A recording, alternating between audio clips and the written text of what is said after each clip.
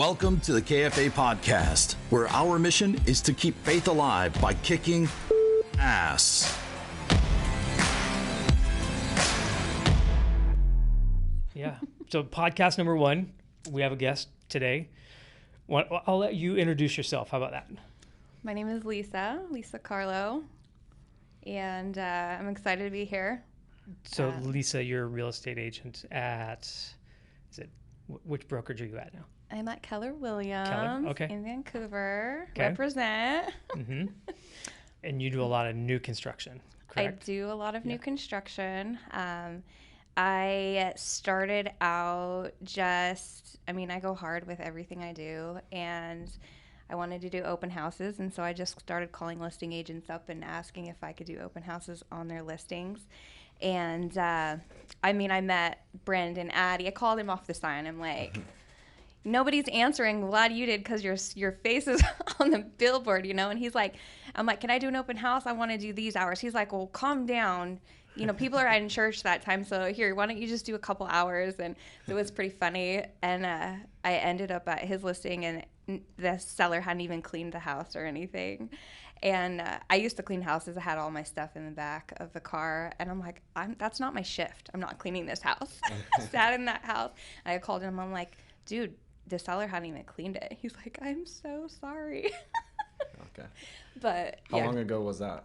Oh geez. So that was literally so I got my license the week the interest rates went up to 7%. Oh. And so I probably talked to him in November, and then not too long after that I was at the bus stop dropping my kids off, and there was a little, ranch house.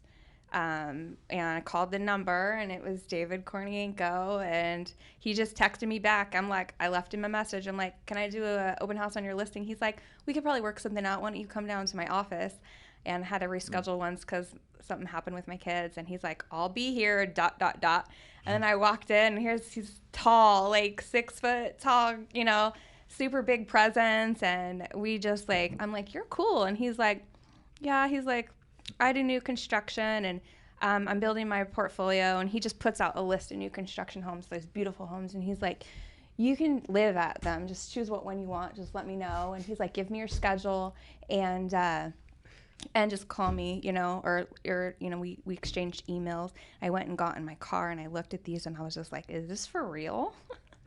He just offered me this straight up. And I'd asked him, I'm like, so what's the catch? He's like, I don't work with buyers. Okay. He's like, I'm a listing agent. I work with buyers. There's enough money to go around. So I'm like, this is a godsend. I'm like, perfect. What is going on right now? Yeah. And he had messaged me too. He's like, so do you like our homes? And I was just letting it sink in. I'm like, I'll take that one right there. Wow. And that was it. That was the history. And now every day. So what's a day in the life right now, as far as, are you doing open houses during the week or just weekends? Or? Oh man. Well, I did open houses every single day of the week when I started. I did not care. That's the one thing I think that David was like, this girl's different. I literally would I gave him my schedule. He's like, just give it to me on Monday. I gave it to him on Sunday. He's like, yeah, you can go as much as you want. But I would wake up, meet these buyers. I'm like, well, what if I get an offer? And he would just ignore me. And I didn't even know how to write a contract. I'm like, no. And he just ignored me, and I just keep asking questions. And then at one point, I would be like, well, these buyers they want a gated community. So can we please build a new community with them? Like a new development with a gate, that's what they need. And he wouldn't reply. I would wake up at 5:00 in the morning just on one, just these long emails for him. And then finally it was Christmas week, and it's snowing. I'm going to these open houses. Mm-hmm. He's probably just like, whatever. And then a lady walked in and wanted to make an offer. Wow. And I had never seen a purchase and sale contract because my first mentor told me I wasn't ready for contracts. Yeah, I know. And so I'm calling David, and he's like, I'm trying to play it off like I have a transaction coordinator, because I kind of did, but I didn't even have zip forms. Mm-hmm. They couldn't even log into anything. And he's like, I thought you had your license for a year. I'm like, no, I've had it for 2 weeks. 2 weeks. Or whatever. It was pretty much that. So we slammed that deal Christmas week. That was my first deal. Merry Christmas. It was our Christmas miracle deal. Yeah. Wow. So how did you get through that? How did it end up playing out with the forms and? I ended up on so I was with EXP. Okay. And I had to switch over. I no longer trusted that other mentor. And I knew David he had just switched over to Keller Williams. His plate was full. Mm-hmm. And so I ended up at Keller Williams' doorstep, and anybody who was in the office helped me write the offer. They just all came together, signed me up. I think I did the quickest transfer of my license that they've ever done. And yeah, they helped me with that offer, and that buyer hopped on a plane. I got the offer, and it took me a week probably to get her to write, because she was going back and forth on pricing, and then and I'm like, all you need to do is give me the pre-approval and we're good. She hopped on a plane, went cross country, and then wouldn't answer my call for like the whole week. And so David's like, where's the pre-approval? I'm like, it's coming. Yeah. And then the lender was like, I'm with family. And then David's like, all right, well, I think we're going to have to, it's not going to work out. And then 2 minutes later, I got the pre-approval in my email. It was crazy. Amazing. Yeah. So day in the life, I ran open houses pretty much 5 days a week or more the whole time. And then once I started getting busy, I had to take like Monday and Tuesdays to work, office stuff, contracts, classes. I know as soon as I sign up with Keller Williams, they're like, well, you got to go to contracts class and you got to do this, that, and the other, and ask anybody there. I'm just like, you cannot pin me down. Yeah. I cannot sit in a class. But I did a little bit, and so I've worked out my schedule. I wake up at 5:30 in the morning. I go straight to my computer. I work on buyer stuff, whether it's my own marketing. I do all my own marketing, all my own social media. I'm just pinged to whatever I need to do to help my clients. And then now open houses are usually Wednesday through Sunday. Now we're running like between 5 and 7 open houses, so I had to take on some more agents, so I manage them. And oh wow. So you're kind of running a team now of sorts? We are creating a loose team, doing some mentoring. I can't officially have a team until I have 2 years, or is it 2 or 3 years? So I think it's 2 years. 2 years for. And then you have to pass the managing broker. Right, exam. And I'm still working on my Oregon. So yeah, that's me in school. That's news to me. I had a team, I think, at 1 year. Did you? Yeah. See? And a new home center. Did you? I remember that. Yeah. So did you just do like a referral team since you didn't have your designated brokers yet, or how did you run it? I have always been an ask for forgiveness type of guy. Maybe we should probably cut this out. I'm gonna get in trouble now. I don't know. I just did it, and nothing bad ever happened. So there you go. See, all this. Yeah, that's pretty much how my last 3 months have gone. So referral fees is all it was. One of the things I'm noticing is, like you said, you wake up at 5 o'clock in the morning and you're hustling. Like from the time that you wake up till the time you go to bed, you're hustling. And I think that's the difference nowadays. I see a lot of people enter into this business and they just kind of wait for things to come to them. And you have to make your own opportunities. Like you found open houses where like this is a great lead capture for you, right? So you were meeting people and talking to people, and those conversations are what leads to deals. Mm-hmm. And I think a lot of people underestimate that, is if you have more conversations, you're going to have more deals as a result of those conversations. And that's the thing right there. It's the conversations. I don't care if it's a fixer with a hole in it. I will sit in my car at the open house and talk to investors. Mm-hmm. I met some of the deal before the last one. The last one I had, the open house was Taylor Anderson's. The seller had forgot to pay the bill. The electricity was out. I stayed for an hour. It was snowing outside. The next door neighbor came. It was my client's dad. Met him. Boom, boom. And then the one before that, it was a Sunday night at 4:30. I was sitting on the counter with cutoffs and my hair in a ponytail because I had sat in my car at the fixer open house for the rest of the day, and nobody would go out to this open house, so I did, and in walks a first-time home buyer. Got him hooked up with Chris right then and there. And it's just because I was cool and down to earth and had information. Yep. It doesn't have to be fancy. Yeah, and you can go all this social media. Actually, social media is my creative outlet. I don't feel like I get no money off of that, but it's fun, it's stress relieving, and I get to have cool music and have swag, and that's part of my personality. But ultimately, like, just talking to people. Yeah. That's what it does. Well, and it sounds like you took imperfect action in the beginning. You didn't know the contracts yet. You didn't have all the I's dotted and T's crossed. And in any business, right? Like it's a common mistake that people want to have it all figured out before they take their first step. Mm-hmm. Mm-hmm. I just go. And that's how I've always been. I've always just gone, and it got me into a lot of trouble as a teenager. I was crazy wild, and you cannot hold me down, and I ended up in jails and rehabs for many years because of it. But I was just but before that, when I was a child too, I was a competitive gymnast, and I was always, at the top. I didn't care. Like, you cannot hold me back. Like, and when I was, I remember. That explains a lot now. Okay. Well, right? On that note, if you're cool transitioning, I kind of want to take it back to a little bit of your past, your upbringing, what that looks like. Because I mean, we've had a couple conversations, but I would like to learn a little bit more in detail if you're cool sharing some of that stuff. For sure. Yeah. Yeah.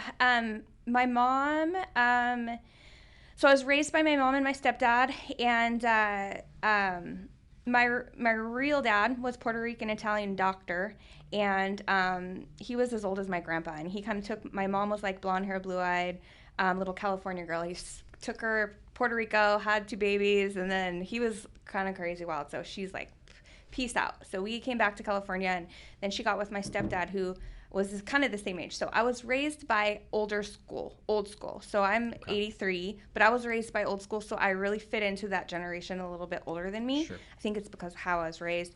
My mom was loosely an addict her whole life, but she was always very successful and career, and taught me, she had a lot together, but then not a lot together. And I was always overachiever. I always had kind of trouble fitting in to an extent. Like, if I was teased as a little girl, I was always like an overachiever and did everything good. So maybe that caused friction between friends, but I would just put that much more energy into like getting that A+ on that test or something. Like, if it wasn't going well socially, like, I don't know, I just always like focused all that energy into this crazy energy into just achieving. Sure. But then, teenage years, and my mom left my stepdad, and then we moved to Pacific Northwest. And then I think I got pretty resentful at that point and rebellious. And within a couple of years, I was into drugs. And then I ran. But I also feel like I had a relationship with Jesus and God from a young age. My great-grandma took me to church, and I remember feeling the Holy Spirit at that. And so when I was running and gunning, doing drugs, I always knew I had more in me, but I think I knew also that I had to go through that for some reason. So every year between 14 and 22, I put myself into treatment, or inpatient drug treatment, or I went to jail once I started turning 18. And they were all like vacation spiritual experiences type of thing. It was interesting, but then a lot of the like jobs that I had as a teenager made it so perfect for real estate, because I did these odd end sales jobs where I'd go door to door selling meat, boxes of meat. Like, I would like close these deals constantly. I did a phone psychic where you had like keep people on the phone. I did like all these crazy weird things. And then obviously when you're hustling, you're like, you're selling other things. Right. And they raided me. The police came and raided 19-year-old 100-pound Lisa because she was like way too deep.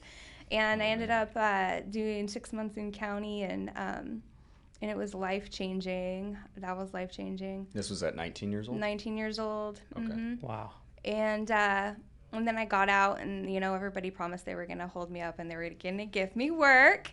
And I ended up pretty much on the streets for a year, sticking needles in my arms at the end. And I was like, yeah, no, I'm done. Like, I'm good before I die. Like, before I die, I'll save myself. So I put myself into treatment one last time. Ended up in Oxford House, and ended up going to Last Chance AA meeting for about 8 years, and I hardcore helped addicts and alcoholics, sponsoring, running treatment center workshops for about 8 years. Had met my first husband, the only one that I had, and then had my boys, and waitressed that whole time, and then the divorce, I was pretty depressed actually through that time. And then the divorce, I just knew something had to change. So went through the divorce, went through probably the worst depression of everything that I've ever been through from the time I divorced to the time I met David, to be honest. What was that window? 3 years. 3 years. 3 years. I worked 7 days a week cleaning houses for 3 straight years, 10 hours a day. You can ask the lady I worked for. I made really good money for that kind of stuff. Yeah. I just needed to be going. Like I had been and I had been a stay-at-home mom for 10 years too after that. So that was, I mean, I go hard for everything I do. So I went hard for those boys, my 2 boys. Didn't have one night away from my boys when I was a stay-at-home mom. The only night I had away was the night I gave birth to my second.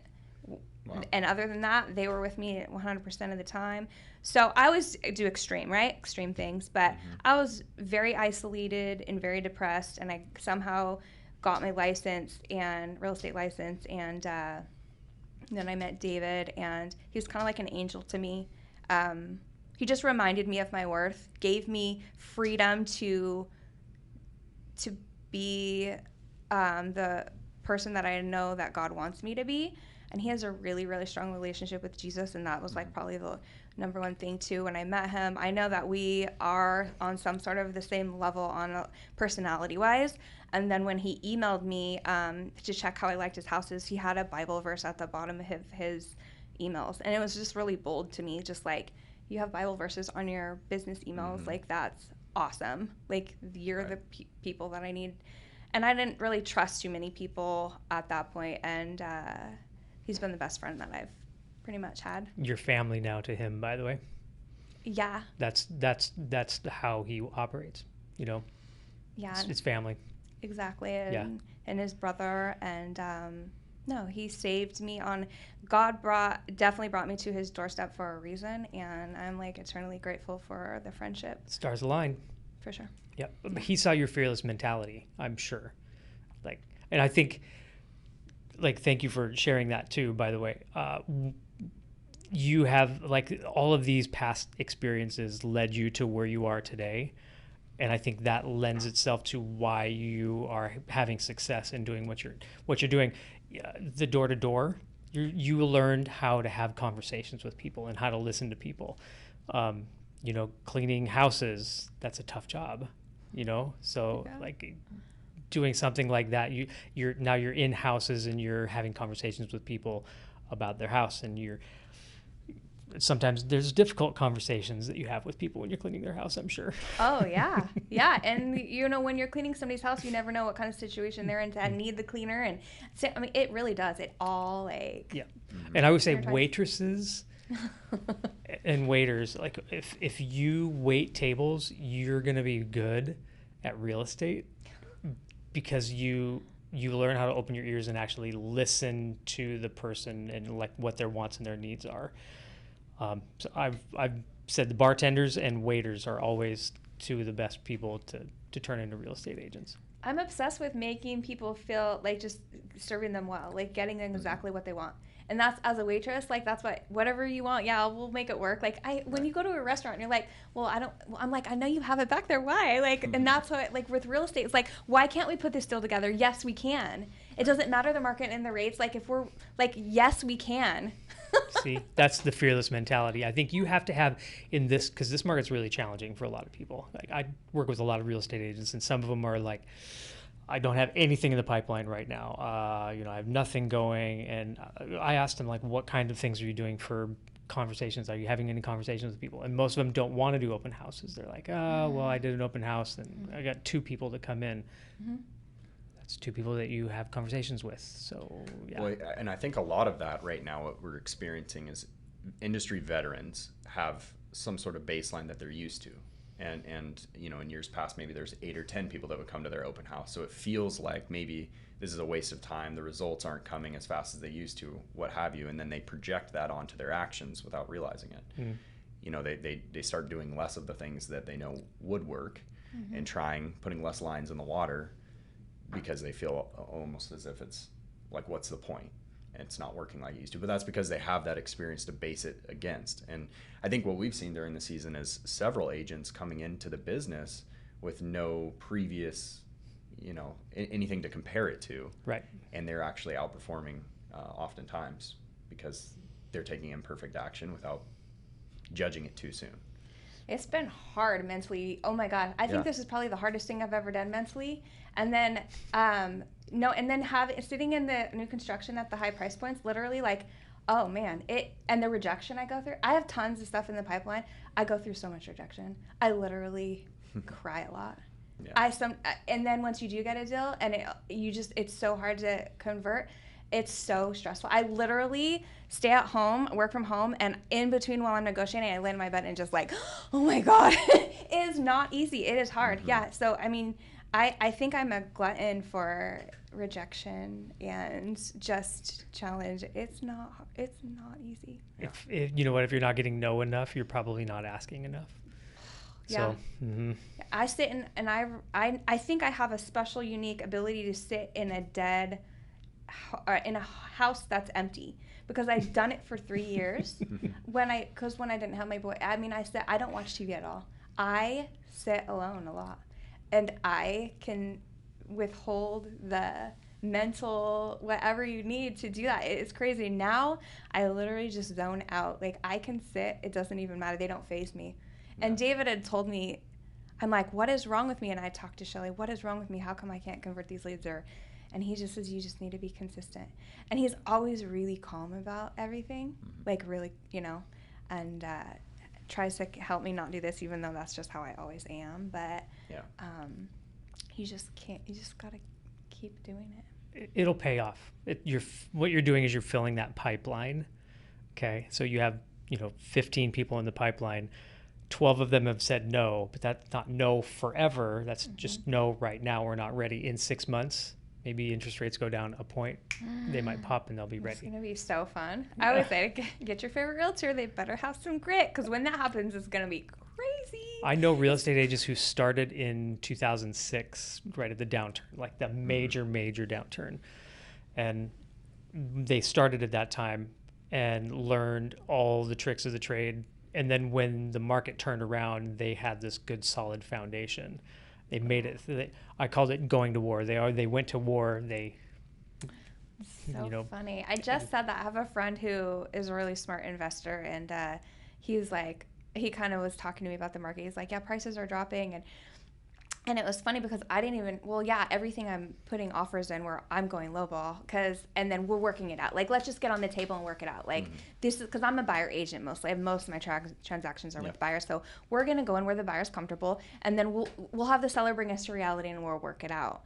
But I don't see what he sees. He's out here like this bird's eye view and like studying and like not like emotionally attached. I'm on the front lines in the war, and I'm just like.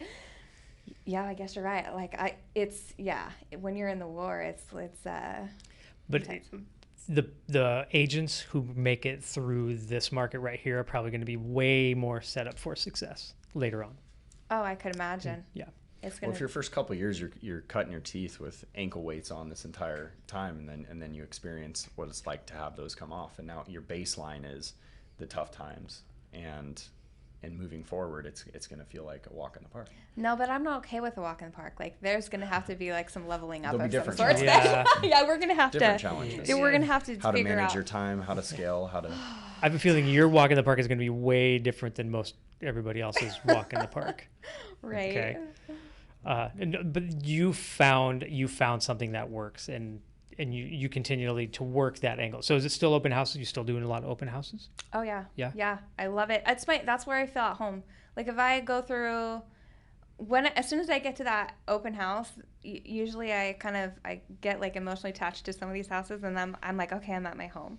And then when they get offers, especially if it's been a long haul, it's like I'm kind of sad. It's bittersweet. I'm happy, but I'm also like, okay. But then David always has another one for me, and so it's like on to the next. But I love my open houses. I love them. I love my clients. So you officially got licensed back in November? Is that right? October 17th. October? Mm-hmm. Okay. So what are we on now? Is that 10 months? 10 months. Just Yeah. about 10 months. Okay. Wow. And so what have your first 10 months looked like? How long was it exactly? You said Christmas time for the first deal. Christmas week, And then and how have then you I kept since? something in escrow all the way through till June. I had 3 in escrow in 1 week. Wow. And then I went very stressful July with nothing in escrow, and David was like, "You're doing really good." I'm like, I am so hard on myself. I just didn't realize I don't realize how well I do, and I'm very hard on myself. So even when I had something in escrow I was still not satisfied. Like, it still didn't feel like I was doing good enough. Sure. But I think it was because I had so many other things working that didn't pop off. Right. And I've just never experienced it. So, so that happened. I capped within 3 months, I think. Wow. And then, So how many have you closed, and do you have pending? Like, how many what do you think your production will be in your first full year, if you had to guess? A couple months left. I hope to at least get 12. Okay. At least. Yeah. I have 10, so Okay. right now. But I have 1 pending. 1 should close in a week. But after I had 3 in that week, I was like ready to rock like 2 per month for the rest of the year. So that was my new mind. normal. That was my mind, yeah. And so I took that hard. So now I had to recalibrate and be good with where I'm at, Yeah.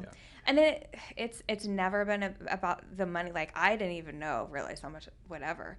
I mean, it's about just helping these people, getting what they want. Well, you're focused on the right thing, and that shows for sure. Yeah. I think that as you continue to, get even more experience under your belt in this business, you'll realize that growth is never going to be linear. That gets us all. We think that that's the new normal. We're going to be closing this every month now. Just make sure you don't, obviously base your spending habits on the future projection you expect now. That never happens, does it? If you're able to accomplish 12 in the first year, that's very impressive for a normal year. Yeah. I think the stat is the average agent, it's maybe 2 or 3 in their first year in a normal season. We just read some stats yesterday, and this is on the loan side, not necessarily just housing transaction side, but back in 2020, 2021 during COVID, in Clark County, there was about $8 billion in home sales or refinances. So there was $8 billion in loan amounts that occurred. This year, there's been 1.86 over the past 12 months. So the market currently, deals to go around, is operating at 23% of what it was 2 years ago. So if you took that metric in mind and you're, closing 12 this year, that could have been over 50, back then. So keep that in mind for sure. Because I think everybody's, everything's so skewed right now in our thoughts around how many deals is right. That's staggering. 23% of the loans, deals to go around this year compared to a couple of years ago. Wow. Which during COVID was it was a larger year than normal. So like the most recent normal year of like probably 2019 was about 4.5 billion, but still it's down, precipitously from there. Yeah. So, and it is crazy to think that for every deal people are closing right now would have been 5 during that year. It's a lot. So a little bit of what to expect in a couple of years, right? Right? Yeah. Oh, yeah, definitely need that transaction coordinator. So your database too, like all of these past clients, you're adding to your database. Every single person that closes, that's a new relationship, and somebody new that can feed you more business as well. Do you get referrals from any of your past clients, or? I've got 1 referral so far. Okay. And so, that hasn't started popping off quite yet. I think interest rates are slowing down because I've had quite a few people talk about it, and then it's just like, so that'll probably happen into my second year, but we're building on that. Everything's been open house walk-ins, open house, just complete stranger, raw conversions for me. So they're just following signs and walking in or driving by, basically? Well, David puts a lot into his marketing, so to draw people to the open houses, and just the fact that his listings are so, some of the best in town, nice. which is what, so they bring the people. It's eye candy. It's eye candy, it's local builders, it's, they all have that custom touch. They're all down to earth, great service, hardworking. So we got, some good stuff going, for sure. So outside of home building, are you going to kind of venture off into maybe like getting out of open houses, or is that just going to kind of be your thing for now? So David wants me to build a team because he thinks I'd be really good at it, and Keller Williams is known for their teams. So I think I will, when people are coming to me wanting mentorship, and helping them does help me, helping other people helps, helps our souls. So I am organically letting whatever that is going to be come together. Who knows what I'm going to do. Open house. Yeah. Right now, open houses that's my home. It's been hard. So, that's like where I feel that's my little spot, but who knows? Well, so he's doing a new construction, PC program where people are going to learn how to do more new construction business. So I definitely want to start working with builders. I want to have my own new construction listings.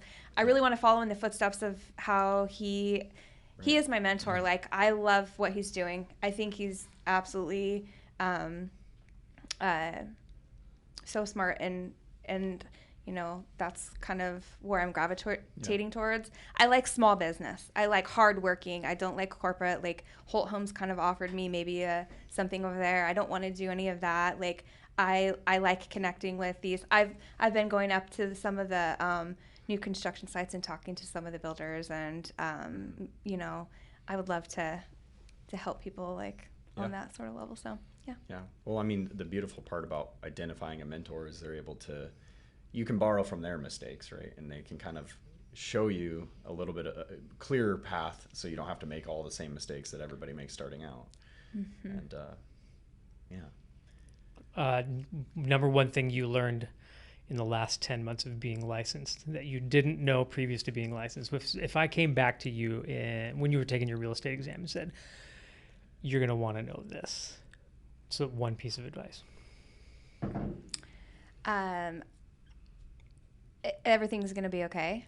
Yeah. I think my biggest thing I'm learning is managing my big emotions, which has been my biggest challenge my whole entire life. Yeah. And there's so many big emotions with this. And I'm going through so much. I had also lost both of my parents coinciding with the births of my children. So I think I've gone through so much in my life, and now everything's just kind of coming to this head where I'm kind of finally becoming the woman that I'm going to be happy with, and that I'm achieving all these things, and everything's going to be okay, no matter what. I think that's the biggest thing that I'm learning. You have to tell yourself that daily. And I'm really believing it, though. It is going to be okay. So I'm of the same kind of DNA, being that I get satisfactory from achievement as well, and I've had to work on that. So one question I have right now in this moment, are you happy? Mm-hmm. Wow, that's a big question. Mm-hmm. I am in this moment happy at this moment right now. I can say yes, I am happy. I have struggled big time with that. Big time. I'm getting there. Mm-hmm. At this exact moment in time, with nothing else, this is a pretty cool moment, I have to say. So I'm making huge steps and huge progress towards that. You already have in the whole year that you've been licensed. I think what you've done is that's a big accomplishment for somebody who's only been licensed not even a year. I've worked with agents who have not been licensed, or who've been licensed maybe a year or 2 years and don't have 12 transactions to their name. But they don't hustle. And that's what I noticed. You're always hustling. You always want to strive. When I first met you, you were pounding, I'm ready to go, and I'm gonna take over the world. And I was like, she is gonna kill it. Yeah. I was are you ready for this energy? Because I need somewhere to put it. Yep. So social media is kind of a place where you've been putting it as well. It's kind of your outlet now. Yeah, I did take to social media as I had my slower month. I went on there quite a bit. And just kind of, and also just being so isolated for so long, I'm kind of coming out because I know a lot of people. I have a lot of friends that I don't talk to a lot, and they're probably wondering, like, where's she at? Like, what's going on? So, yeah, I'm coming out of my shell and putting it on social media a little bit. You were reluctant at first. Probably, yeah. You were reluctant about social media at first. I remember. Yeah. But honestly, like, I'm an extrovert introvert. I'm like both, right? So when I'm on one though, like, you better watch out. Like, sometimes I'm like, oh God, just calm down a little bit. Like, oh, you went a little too far, but whatever. That's just my personality. So. Do you have any insight or pieces of advice? I guess what's one piece of advice you'd have for somebody who may currently be in a similar struggle to one of the various struggles that you've dealt with in your past, to give them, I guess, some optimism and hope that things could change? I would say stick with those people that feel safe in your heart, that don't give you anxiety. I think that we have a intuition inside of us that knows the right people to be around, and that's a really big thing, because when we're weak, we might allow people in our energy that aren't good for us. And so I think that one of the biggest things for me is when I stay around people that really love me and are treating me properly as a human being. That is a place to grow, where somebody can grow. And isolation's not good, but healthy people are. So choose your people wisely. Choose your people wisely. Your circle. I like it. I think we're probably pretty close to wrapping up on time. The last question I guess I want to ask is, what's your future look like? What are your goals for the next 12 months? What do you see happening? I'm gonna grind it out.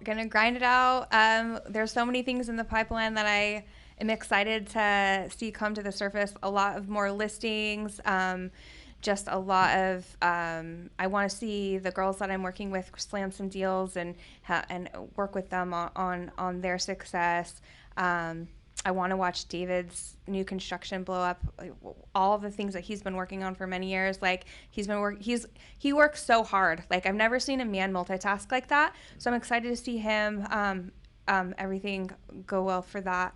I have my boys with me, just watch them grow as they're going through their, they're getting older by the day. And I want Connor to mentor my little one with some YouTube. He's 9, and they're very proud of their mom. So obviously,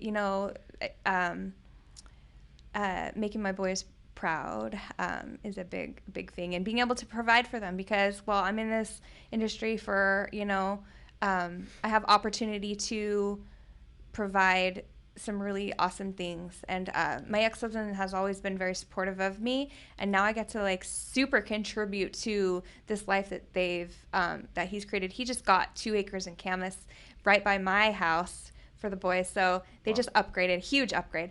And did they use you as the agent? No, they did not use me as the agent. I respect that. I have not had any transactions with anybody I know. They've all, like I said, been raw strangers.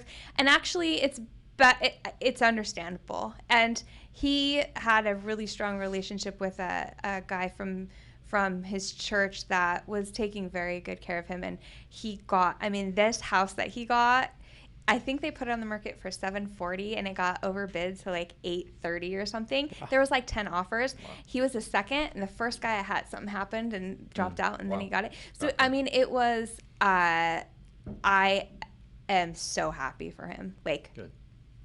And my kids, if you follow my reels, my kids gave me a real estate tour of it, and it was nice.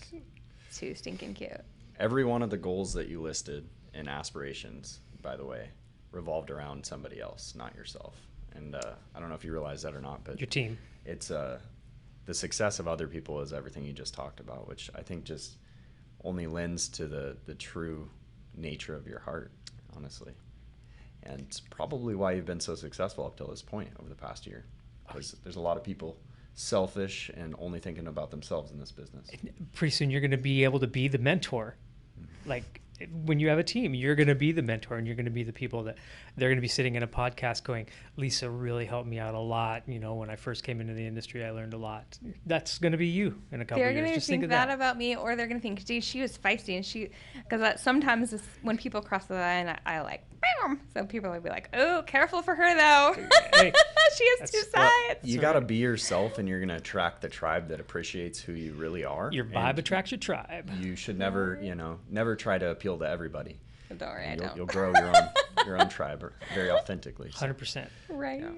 Well, Lisa, thank you so much for coming on today, being our very first podcast guest. When we talked about the first episode and what we wanted to accomplish, we said we wanted to bring somebody on who exemplified the KFA brand in its totality, somebody who has kicked fucking ass and is now keeping faith alive. And I think that is what you've done and what you're continuing to do. So any last words of wisdom? Thank you guys so much for believing in me, for supporting me, for inviting me. The whole real estate community in this town has been absolutely amazing and life-changing, and I'm eternally grateful for all of you guys. Thank you.